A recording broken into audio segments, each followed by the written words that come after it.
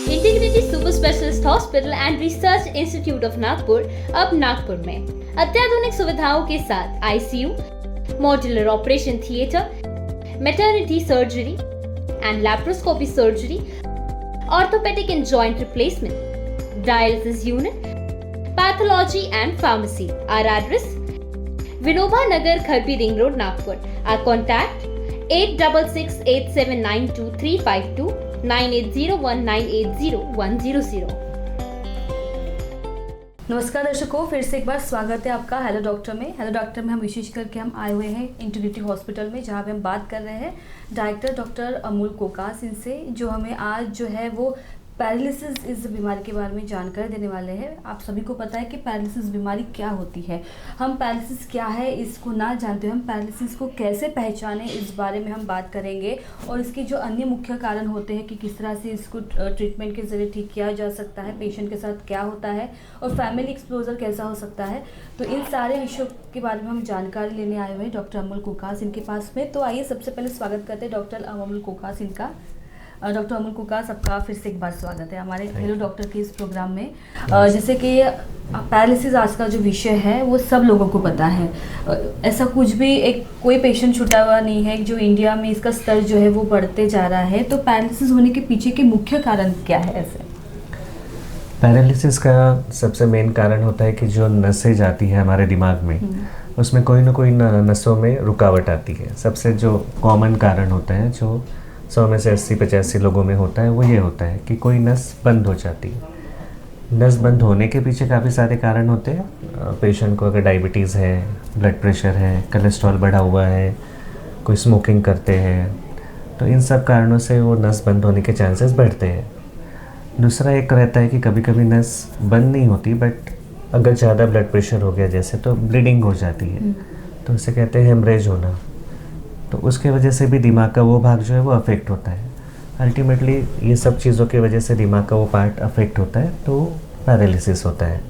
अब पैरालिसिस में जहाँ का पार्ट अफेक्ट होगा, उस हिसाब से जो नस हमें नीचे सप्लाई कर रही है हाथ में, पैर में, वहाँ का पैरालिसिस दिखाई देगा. जी, पैरालिसिस एक तरह से हो रहा है, इसको हम कैसे पहचान सकते हैं? जी, मुझे लगता है सबसे इम्पोर्टेंट जो अवेयरनेस का पार्ट है वो है कि हम जितने जल्दी पैरालिसिस को पहचानेंगे उतना जल्दी ट्रीटमेंट होगा और उतनी अच्छी रिकवरी आएगी. तो सबसे इम्पॉर्टेंट मुझे लगता है, आपने जो क्वेश्चन पूछा है, पैरालिसिस 2-3 तरीके से पहचान सकते हैं. अगर हमें खुद पता है कि अब हाथ में कमज़ोरी आ रही है, जैसे किसी को सिंपल कुछ चीज़ उठाने में तकलीफ़ हो रही है, कप उठाने में, चम्मच उठाने में, तो ये कभी कभी लोग सोच लेते हैं कि कुछ नसों का होगा, मैंने ये खा लिया, वो खा लिया.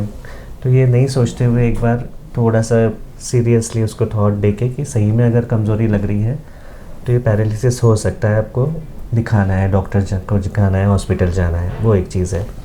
दूसरा है कि कभी चलते हुए कमज़ोरी आ रही है, एक पर्टिकुलर पैर में चलना नहीं हो रहा है, तो आप बैठ जा रहे हो, तो ये वाली जो चीज़ है ये भी समझना चाहिए सब लोगों के कि ऐसी कुछ अगर सिम्टम्स है तो पहले दिखाएं. एक तीसरा रहता है कि मुँह थोड़ा टेढ़ा हो रहा है, या खाने के समय ठीक से नहीं खा पा रहे, यहाँ से कुछ बाहर आ जा रहा है, तो वो एक चीज़ है. तो ये खुद समझने के लिए ये वाले सिम्टम्स हैं. दूसरा है कि घर में कोई है, सपोज़ किसी को पैरालिसिस हो रहा है, उनको तो नहीं समझ रहा, बट घर वाले क्या देख के समझ सकते हैं, या जो भी अपने पहचान के होते हैं, कि अगर किसी का मुँह टेढ़ा लग रहा है, वो बात करने में पता चलता है कि ये वाला जो एंगल है वो इससे बराबर मैच नहीं हो रहा, तो ये समझना चाहिए कि कुछ गड़बड़ है. या पेशेंट का आवाज़ गड़बड़ हो गया है, बाकी सब चीज़ें ठीक है, बट बात करने में जैसा उनका आवाज़ पहले था, तो घर वालों को समझ जाता है जल्दी से कि कुछ तो तकलीफ़ है. तो ऐसा कुछ लगे तो डेफिनेटली तुरंत डॉक्टर को दिखाना चाहिए. उसके अलावा एक सिंपल रहता है कि दोनों हाथ सामने करने बोलिए. अगर एक हाथ नीचे जा रहा है, ड्रिफ्ट हो रहा है, दूसरा ठीक रह रहा है, तो गड़बड़ है. या लेट के पैर आप दोनों ऊपर करने बोलिए. अगर पैर ड्रिफ्ट हो रहा है तो भी गड़बड़ है. तो कुछ चीज़ें हैं जो खुद समझ सकते हैं, बट अगर खुद नहीं भी समझ सके तो जो भी लोग अपने घर में हैं वो इन चीज़ों को देख के पैरालिसिस हो रहा है ये समझना चाहिए. जी, जैसे कि बढ़ता स्ट्रेस रहता है, टेंशन रहता है, युवा पीढ़ी रहे या फिर जो भी है, तो ये हाइपरटेंशन या फिर टेंशन, ये क्या इन चीज़ों का प्रभाव पड़ता है पैरालिसिस के ऊपर? क्या ये कॉज है पैरालिसिस अटैक आने के लिए? हाँ बिल्कुल, जैसे हमने कहा कि हाइपरटेंशन तो कॉज है ही, क्योंकि हाइपरटेंशन से नसें जो है वो जल्दी बंद होती है। टेंशन वाला जो पार्ट है, अगर किसी को टेंशन आ रहा है तो कभी कभी हो सकता है ब्लड प्रेशर एकदम से बढ़ जाए, उसके वजह से अगर नसें फूट जाती है तो ऑब्वियसली हेमरेज होकर उसमें पैरालिसिस होता है। तो ये स्ट्रेस वाला जो पार्ट है, इसमें भी बॉडी में काफ़ी सारी चेंजेस आते हैं, जिसके वजह से कि पैरालिसिस पे इफ़ेक्ट होता है। और कभी कभी ऐसा ज़रूरी नहीं, जो स्ट्रोक बोलते हैं जिसमें हम वीकनेस तो बोलेंगे, कमज़ोरी वाला पार्ट, बट स्ट्रोक में कभी कभी होता है कि सिर्फ झुनझुनी आ रही है, तो ब्रेन का वो वाला पार्ट अफेक्ट हुआ है जहाँ पे हमारा सेंसरी पार्ट चल रहा है। जब हम हाथ लगा रहे हैं तो वो जो चीज़ें पता चलती है, वो जब अफेक्ट होता है तो इस तरीके का होता है। तो ऐसा भी कुछ अगर हो रहा है जो कि कंटिन्यूअसली है, कभी कभी लोगों को लगता है कि नहीं नस दब रही है इसलिए झुनझुनी आ रही, बट अगर वो परसिस्टेंट है तो वो भी एक सजेशन होता है कि कुछ ब्रेन में गड़बड़ी है, तो उसके लिए भी एक बार डॉक्टर से ज़रूर संपर्क करना चाहिए। जी, जैसे पैरालिसिस का दौरे आते हैं, अटैक आते हैं, तो इस समय में सावधानी किस तरह से बरतनी चाहिए?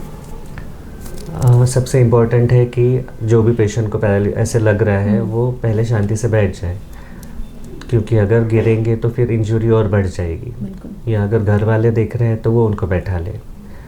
दूसरा है कि थोड़ा सा शांत रहे। तीसरा है जितने जल्दी हो सके हॉस्पिटल जाए ये चीज़ें पहचान के। पैरालिसिस इमीडिएटली हो रहा है, अगर 3 घंटे के अंदर है तो जो ट्रीटमेंट दे सकते हैं वो सबसे कारगर है। 3 घंटे से 4.5 में दे सकते हैं, बट फिर उसका इफ़ेक्टिविटी उतनी नहीं है, वो कम होगी। जैसे जैसे टाइम बढ़ेगा वैसे वैसे इफ़ेक्टिवनेस कम होता है। इसलिए जो सबसे इम्पोर्टेंट पार्ट है कि जितने जल्दी आप पहचानो कि पैरालिसिस हो रहा है उतने जल्दी हॉस्पिटल जाना चाहिए। 3 घंटे के अंदर ये भी देखा गया है कि अगर आप पर्टिकुलर इंजेक्शन देते हो तो जिनको वीकनेस आ गई है वो भी रिवर्ट हो जाती है, बट फिर एक बार टाइम चले गया तो फिर वो नहीं होता।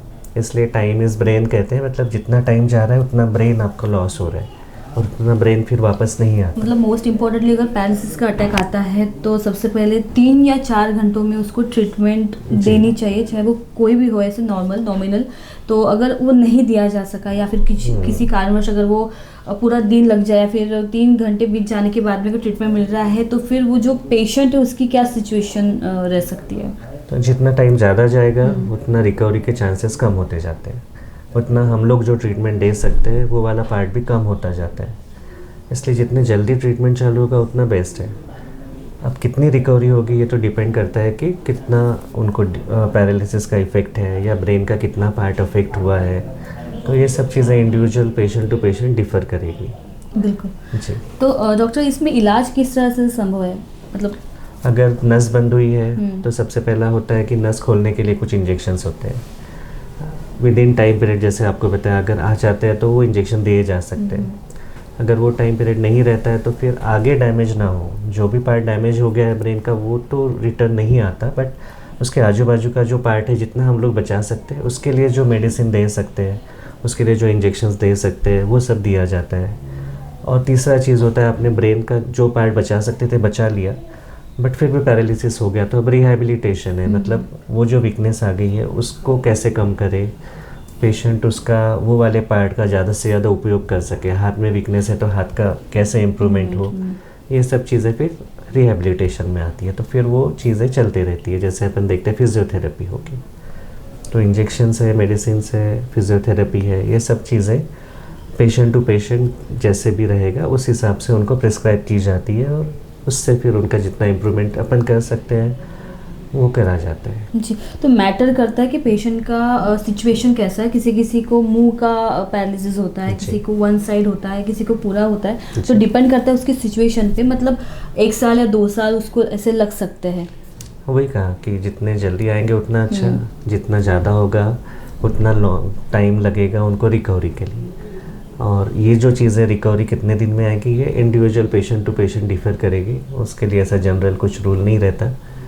वो पर्टिकुलर डॉक्टर जो भी देख रहे हैं वो डेफिनेटली उनको बताएंगे। जी, जैसे दवाइयों के साथ में इलाज तो होता ही है, लेकिन इसमें मालिश, एक मसाज भी एक कनेक्ट रहता है, तो क्या इसको भी साथ में लेके पैरालिसिस का जो पेशेंट है ठीक हो सकता है? जैसे कहा कि फिजियोथेरेपी, हाँ, फिजियोथेरेपी वो एक पार्ट होता है। जैसे एक्सरसाइज करते हैं हम लोग, स्टिमुलेट करते हैं मसल्स को, वो 2 तरीकों से काम करती है। एक तो वो मसल जो हमारे हैं जो भी कुछ चल रहा है उसमें इम्प्रूवमेंट लाएंगे, जो पावर है। और दूसरा होता है कि पैरालिसिस की वजह से जो एकदम ही वीक हो गया है तो उसके जो अलग कॉम्प्लिकेशंस होते हैं, कॉन्ट्रैक्चर होना, स्टीफनेस बढ़ना, ये सब चीज़ें कंट्रोल करने में भी उसका काम आता है। तो आप मालिश बोल लीजिए या मोर, हाँ मतलब आप थोड़ा सा मेडिकल टर्म में जाएंगे तो फिजियोथेरेपी वाला पार्ट ज़्यादा बोल सकते हैं। फिजियोथेरेपिस्ट भी एक्चुअली डॉक्टर होते हैं जो प्रॉपर उन तरीके से जहाँ पे अपने को ज़रूरत है उसकी एक्सरसाइज कराएंगे वो मसल की, तो उससे इम्प्रूवमेंट डेफिनेटली आता है। तो करनी चाहिए फिजियोथेरेपी, बिल्कुल करनी तो चाहिए। जैसे जिन लोगों को पैरालिसिस अटैक आ चुके हैं या फिर जो है ऑलरेडी, तो और जिनको नहीं आना चाहिए, मतलब सावधानी के तौर पे आप हमारे दर्शकों को क्या बताना चाहोगे आप?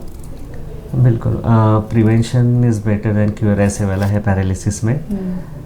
सबसे कॉमन जैसे कारण हम लोगों ने डिस्कस किए, बीपी जितना कंट्रोल हो सकता है कंट्रोल कीजिए, शुगर कंट्रोल में रखिए। जो सबसे ख़राब चीज़ होती है स्मोकिंग।